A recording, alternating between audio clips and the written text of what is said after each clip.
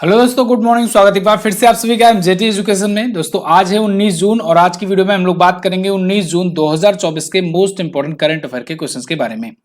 Video को अगर पसंद आएगी तो लाइक और शेयर करना, चैनल पर नए आए हो चैनल को सब्सक्राइब भी कर लेना।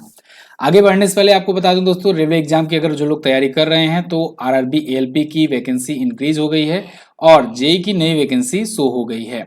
तो ऐसे में आप अगर रेलवे एग्जाम की तैयारी कर रहे हो तो तेजी से शुरू हो जाओ, और क्योंकि अब आने वाला समय जो है आपके लिए बहुत ही इंपॉर्टेंट होने वाला है। चलिए शुरुआत करते हैं रिवीजन से।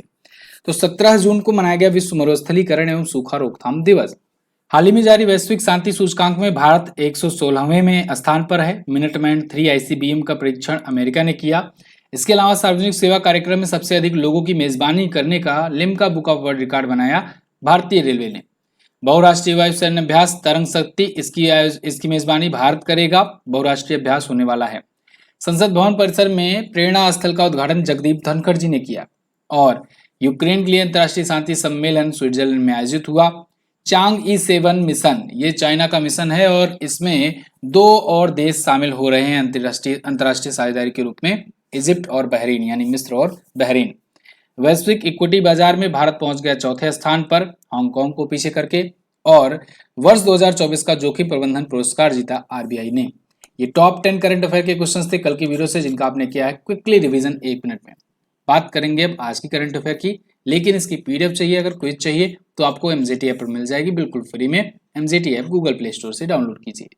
पहला क्वेश्चन, हाल ही में जारी पर्यावरण प्रदर्शन सूचकांक 2024 में भारत किस स्थान पर है? तो देखो, पर्यावरण प्रदर्शन सूचकांक में भारत आ गया है 176वें स्थान पर। पिछली बार 180वें स्थान पर था जब 2022 में ये रिपोर्ट जारी की गई थी। तो ठीक है ना, 2-2 साल पर ये जारी की जाती है, 2018, 2020, 2022, 2024। तो 2024 वाली जो रैंक है इसमें दोस्तों 176वें पर आ गए हैं। कौन? भारत, पर्यावरण प्रदर्शन सूचकांक में, यानी कि एनवायरमेंट परफॉर्मेंस इंडेक्स में। यहां पर आप देखो 2-2 साल के अंतराल पर, जैसे 2020 में 170 पर था भारत, 2018 में 177 पर, 2016 में अच्छी रैंक थी 141वें पर था भारत, 2014 में 155वें पर, 2012 में तो और अच्छा था, लेकिन यहाँ पर रैंक खराब होती गई। 180 देशों में 176। पिछली बार तो पूरा लास्ट ही पायदान पर भारत को रख दिया गया था, 180वें पर 180वां नंबर रख दे दिया गया था। अब इसमें अलग अलग कैटेगरीज में भी बहुत सारा मतलब रेटिंग दिया गया है। जैसे बायोडाइवर्सिटी के मामले में 178 पर हैं, बहुत खराब स्थिति। फॉरेस्ट के मामले में 15वें नंबर पर हैं, अच्छी स्थिति है। एयर क्वालिटी में 177 नंबर पर हैं। जानते हो आप, जब भी पुअर एयर क्वालिटी की रिपोर्ट आती है तो उसमें दिल्ली, ये सब शहर जो भारत के हैं ये टॉप पर रहते हैं। हैवी मेटल्स में 147 पर। क्लाइमेट चेंज में थोड़ा सा अच्छा है, स्लाइटली 133वें स्थान पर हैं हम लोग, ठीक है ना। तो कुल मिला जुला करके मेन ये वाला है रैंकिंग 2024 में, जो 176वें स्थान पर है एनवायरमेंट परफॉर्मेंस इंडेक्स में। अब इसमें टॉप पर कौन है? तो टॉप पर है दोस्तों एस्टोनिया, लग्जमबर्ग और जर्मनी। एस्टोनिया, लग्जमबर्ग और जर्मनी। अभी लग्जमबर्ग जो कि एक यूरोपीय देश है, मैंने आपको इसको शो भी कराया था। इसके बारे में रिसेंटली एक न्यूज आई थी कि पर कैपिटा जीडीपी के मामले में ये टॉप पर था। पर कैपिटा जीडीपी के मामले में ये टॉप पर था, यानी कि एक्चुअल में प्रति व्यक्तियों के हिसाब से अगर देखा जाए सबसे अमीर देश तो वो लग्जमबर्ग है। ठीक है, छोटा सा एक देश है यूरोप में। ये report Yale centre for environmental and law policy और Columbia centre for environment international health and information network के द्वारा जारी किया गया है। अगला, हाल ही में किस राज्य की पुलिस ने मिशन निश्चय शुरू किया? तो मिशन निश्चय दोस्तों शुरू किया है पंजाब पुलिस ने। पंजाब पुलिस ने बॉर्डर सिक्योरिटी फोर्सेस के साथ मिलकर के मिशन निश्चय अभियान शुरू किया है। इसका मेन उद्देश्य क्या है? इसका मेन उद्देश्य यह है कि पाकिस्तान बॉर्डर पर, क्योंकि पंजाब भी अच्छा खासा बॉर्डर शेयर करता है पाकिस्तान के साथ, 553 किलोमीटर लंबी सीमा जो है पंजाब की पाकिस्तान से लगती है। मतलब भारत की सीमा 553 किलोमीटर पाकिस्तान से जो लगती है वो पंजाब से है। अब उस 553 किलोमीटर में 108 किलोमीटर फाजिल्का नाम का एक जिला है, डिस्ट्रिक्ट है, उससे लगती है। अब यहाँ पर दिक्कत क्या होती है कि सीमा पार से ड्रोन के माध्यम से ड्रग की सप्लाई की जाती है। ड्रोन पर ड्रग्स वगैरह के पैकेट बांध देंगे वो लोग पाकिस्तानी, और उसके बाद फिर इधर उछाल देंगे ड्रोन के साथ, और इधर आ जाता है, ऐसे इधर से पैसा चला जाता है। तो ये सब चीजें होती है क्रॉस बॉर्डर। और इससे नुकसान क्या होता है? नुकसान होता है कि इस गांव में या कहीं पूरा पंजाब में धीरे धीरे जो युवा हैं वो बर्बाद हो रहे हैं।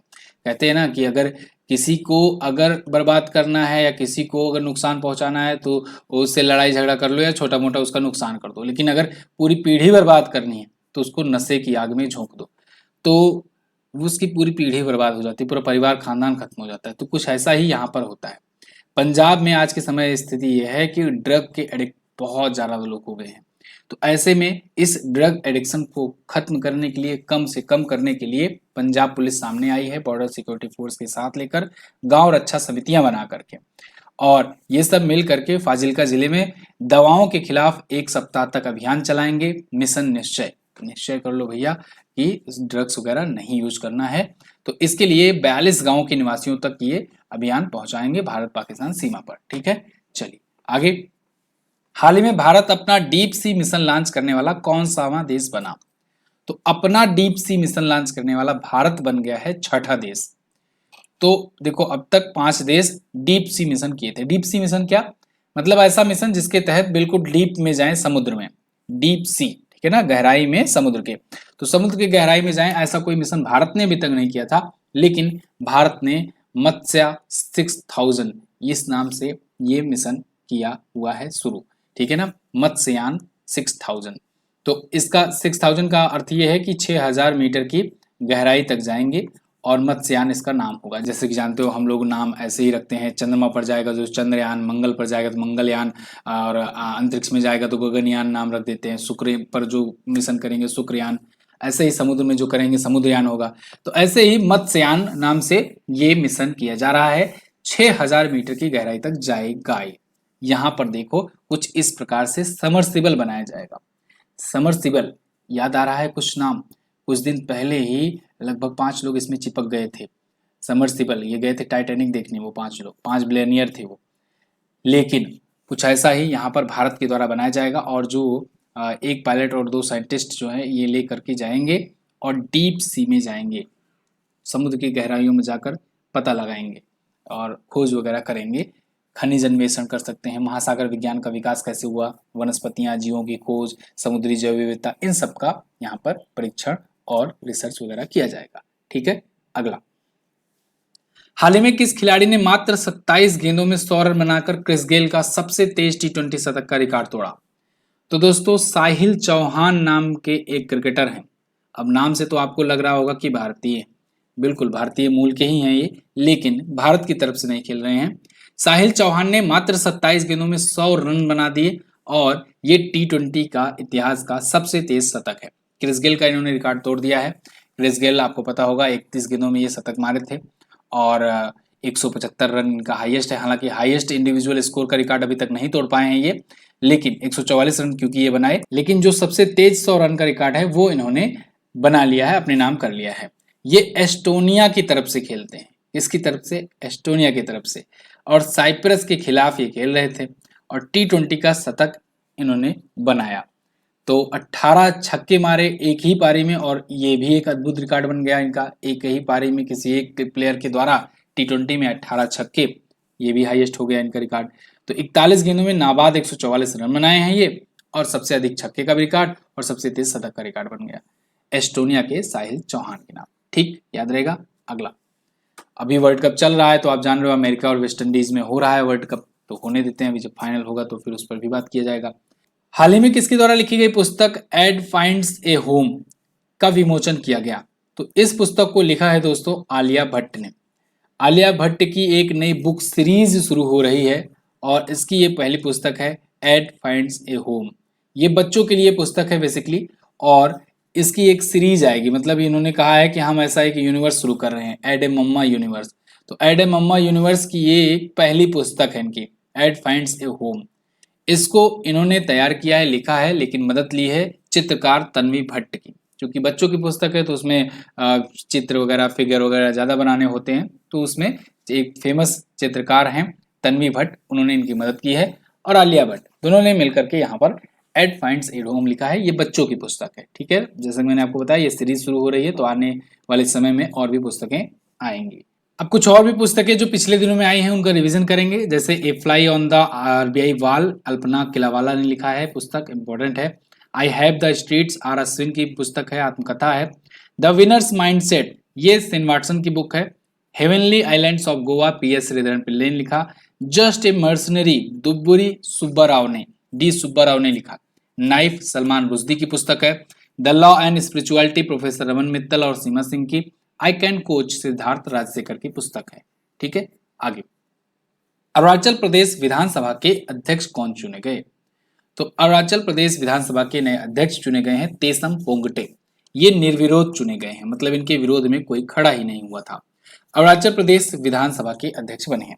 अच्छा, एक चीज और देखो, तेसम पोंगडे जो हैं ये बीजेपी पार्टी से हैं और आप जानते हो वहां पर बीजेपी पार्टी जो है अभी पूर्ण बहुमत में एक बार फिर से सरकार बनाई है और पेमा खांडू ये अभी तीसरी बार सीएम बने हैं, सीएम पद की शपथ ली है। ये चीजें मैं आपको पिछले दिनों में बता चुका हूँ कि अभी जब जो लोकसभा के चुनाव हुए थे तो 4 राज्यों के विधानसभा चुनाव भी हुए थे, जिसमें अरुणाचल प्रदेश था, सिक्किम था, उड़ीसा था और आंध्र प्रदेश था। ठीक है, तो तेसम पोंगडे जो है ये अरुणाचल प्रदेश विधानसभा के स्पीकर चुने गए हैं, यानी अध्यक्ष चुने गए हैं और उपाध्यक्ष चुने गए हैं करदो निन्योर। ठीक है, करदो निन्योर। और इन लोगों को शपथ किसने दिलाई है? लेफ्टिनेंट जनरल केटी परनाइक जो वहां के गवर्नर हैं वर्तमान समय में। अगला, हाल ही में किस राज्य सरकार ने अधिकतम पवन ऊर्जा स्थापित क्षमता के लिए पुरस्कार जीता? ये इंपॉर्टेंट क्वेश्चन है। तो अभी हाल ही में दोस्तों गुजरात राज्य सरकार ने अधिकतम पवन ऊर्जा स्थापित क्षमता के लिए पुरस्कार जीता है। बहुत ही ध्यान से इसका आंसर देखना, इसमें बहुत सारे डिटेल, बहुत सारे फैक्ट आने वाले हैं और सब में अलग अलग मतलब है। ध्यान से देखिएगा, समझ में आएगा। देखो, यहाँ पवन ऊर्जा स्थापित क्षमता के लिए पुरस्कार की बात की जा रही है, तो इस मामले में गुजरात सबसे ज्यादा स्थापित पवन ऊर्जा क्षमता वाला राज्य है। 11,823 मेगावाट इसकी क्षमता है। तमिलनाडु दूसरे पर है, सेकंड पर है 10,743 मेगावाट की क्षमता के साथ। कर्नाटक तीसरे पर है 6,312 मेगावाट क्षमता के साथ। ये पवन ऊर्जा स्थापित क्षमता है। अगर स्थापित सौर ऊर्जा क्षमता और सौर ऊर्जा की बात की जाए तो उस मामले में गुजरात आ जाता है सेकंड पोजीशन पर। समझ में आ रही बात? पवन ऊर्जा की बात आ रही है तो गुजरात टॉप पर, अगर सौर ऊर्जा की बात आ रही है तो राजस्थान टॉप पर। ठीक है, राजस्थान 22,180 मेगावाट के साथ पहले पर है, दूसरे पर 14,182 मेगावाट के साथ गुजरात दूसरे पर है।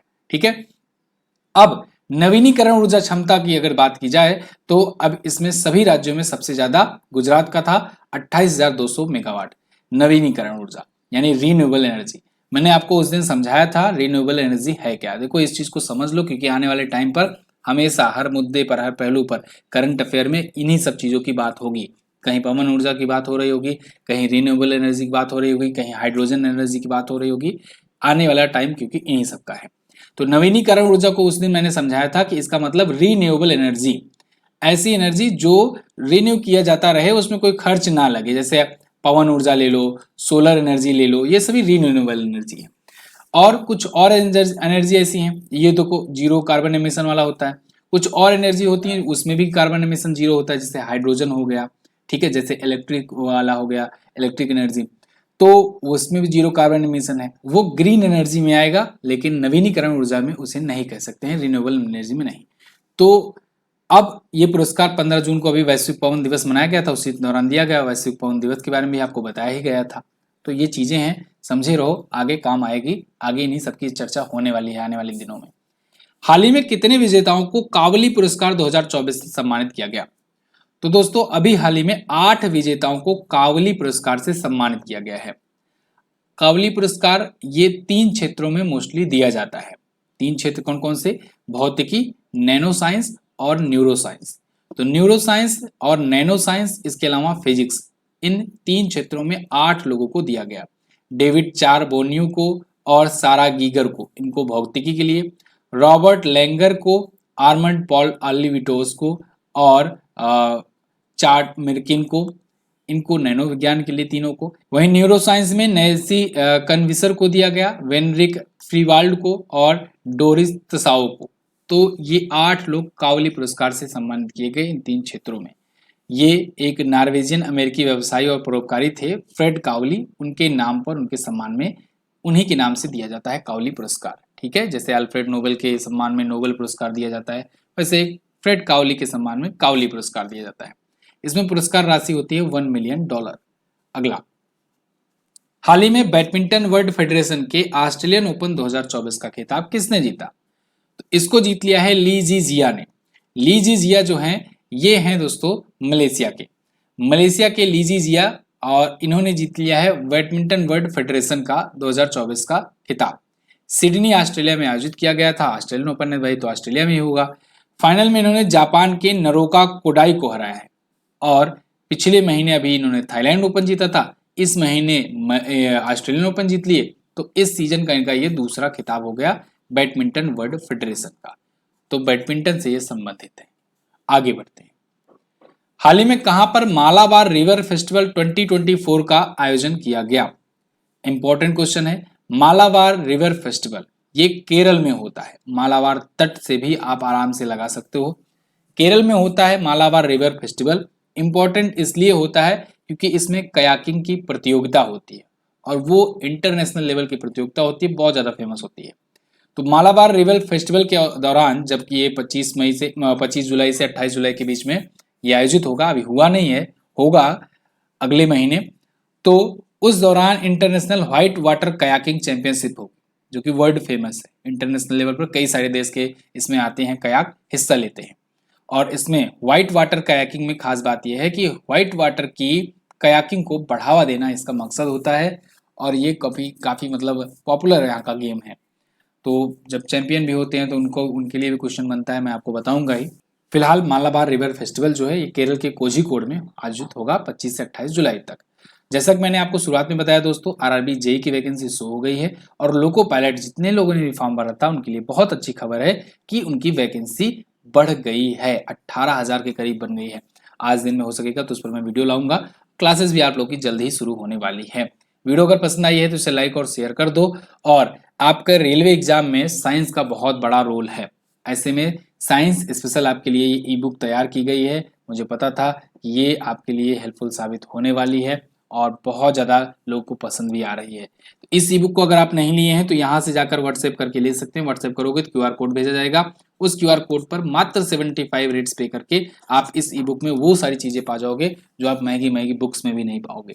तो इस ई बुक को अपना बनाइए इस नंबर पर व्हाट्सएप करके। अगर आप लोको पायलट या टेक्नीशियन की तैयारी कर रहे हो और एक बेहतरीन प्रैक्टिस सेट की तैयारी में हो, खोज में हो, तो आप एक बार ये बुक लेकर के देखो। बहुत ही सस्ती बुक है, 10 प्रैक्टिस सेट मेरे द्वारा तैयार किए गए हैं, 5 प्रीवियस ईयर के पेपर। तो एक आपको मोटा मोटा आइडिया लग जाएगा कि क्वेश्चंस कैसे आते हैं, किस लेवल के आते हैं। डिटेल एक्सप्लेनेशन वगैरह भी दिए गए हैं। चलिए लास्ट डे के क्वेश्चंस की बात करते हैं। कल मैंने आपसे पूछा था राष्ट्रीय साहित्य अकादमी ने कितने लेखकों को 2024 के बाल साहित्य पुरस्कार से सम्मानित किया? तो 24 को बाल साहित्य पुरस्कार मिला था, और 23 को युवा साहित्य पुरस्कार। कांतार की मोस्ट वैल्यूएबल ब्रांड रिपोर्ट के अनुसार दुनिया की सबसे वैल्यूएबल कंपनी कौन सी है? तो ये एप्पल है। आज आपको क्या बताना है? आज आपको बताना है 17 जून 2024 को मनाए गए विश्व मरुस्थलीकरण रोकथाम दिवस की थीम क्या रखी गई थी? अच्छा क्वेश्चन है, बताइएगा जरूर। वैश्विक शांति सूचकांक में शीर्ष पर कौन सा देश है? दोनों ही क्वेश्चंस के बारे में जो भी पता हो डिटेल में जरूर आंसर करना। मैं मिलूंगा आपसे अगली वीडियो में, तब तक के लिए नमस्कार, जय हिंद, वंदे मातरम।